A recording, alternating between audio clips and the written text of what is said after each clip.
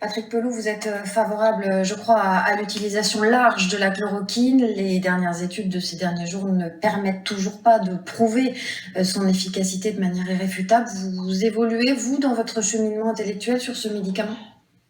Alors exactement, vous venez de le dire, il y a les études, pour l'instant on n'arrive pas à savoir, il faut laisser du temps. Je pense que cette chance-là, il fallait pas la laisser passer pour notamment les personnes âgées qu'on confine dans les EHPAD, pour donner une chance. Honnêtement, je vais vous dire un truc.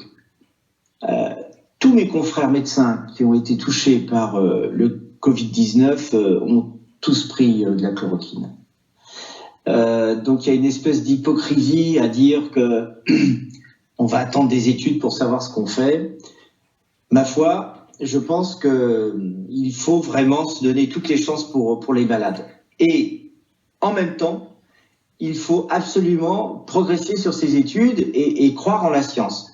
On croit en la science. Le problème, c'est que je crois de moins en moins dans le monde hospitalo-universitaire médical qui se fait des guerres absolument incroyables et vraiment contre-productive. Je veux dire, quand là, vous entendez qu'il y a des professeurs universitaires qui essayent de faire avancer leurs propres soucis de carrière à travers la crise et leur souci d'avoir du pouvoir, moi, ça me fait vomir. Hein. C'est pas hyper rassurant ce que vous dites, Patrick Pelloux.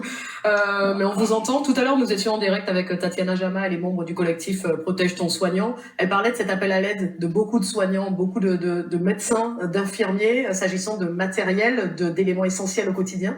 Est-ce que vous, dans votre service à Necker, vous avez contacté ce collectif ?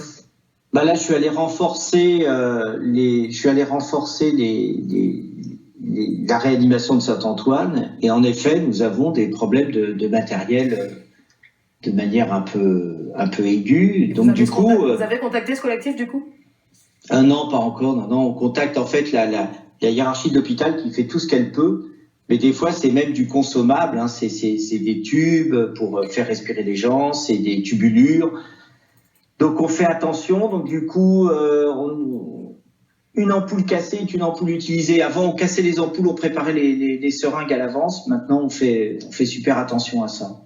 Patrick Pelloux, vous êtes urgentiste, vous travaillez évidemment beaucoup avec les pompiers qui nous alertent, ils sont nombreux et ils nous disent que, par exemple, le gouvernement a décidé que les transports ne seraient plus gratuits pour eux au motif qu'ils ne sont pas des soignants. Vous en pensez quoi ?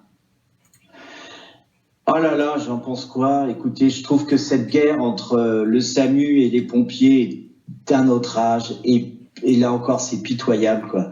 Je veux dire, il faut absolument travailler avec les sapeurs-pompiers, il faut qu'on y arrive à avoir un système d'urgence qui regroupe tout le monde. Là, il y a un problème de financement, ça c'est sûr, mais je vous rappelle que le président de la République, dans sa première intervention au moment de cette crise, a dit que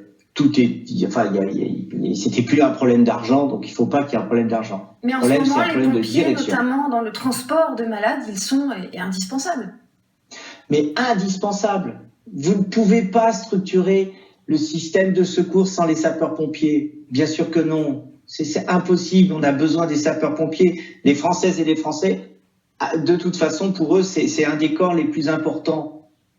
Donc, qu'est-ce que c'est que cette guerre d'un autre âge entre le SAMU et les pompiers ? Moi, je ne comprends pas. C'est surréaliste. Merci beaucoup, Patrick Pelloux. Merci pour cet état des lieux ce matin sur France 2 et France Info, Canal 27. Je rappelle que vous êtes président de l'Association des médecins urgentistes de France, urgentiste également à Necker, à Paris.